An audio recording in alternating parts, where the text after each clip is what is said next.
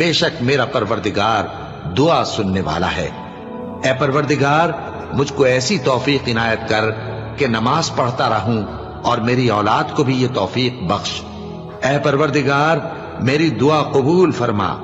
ए परवरदिगार, हिसाब किताब के दिन मेरी और मेरे माँ बाप की और मोमिनों की मगफिरत कीजिए। और मोमिनो, ये ना समझना कि ये जालिम जो काम कर रहे हैं अल्लाह उनसे बेखबर है।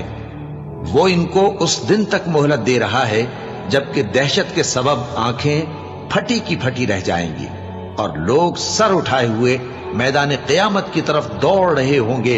उनकी निगाहें खुद अपनी तरफ लौट न सकेंगी और उनके दिल मारे खौफ के हवा हो रहे होंगे। और लोगों को उस दिन से आगाह कर दो जब उन पर अजाब आ जाएगा। तब जालिम लोग कहेंगे कि ऐ हमारे परवरदिगार, हमें थोड़ी सी मोहलत अता कर ताकि हम तेरी दावत तौहीद कबूल करें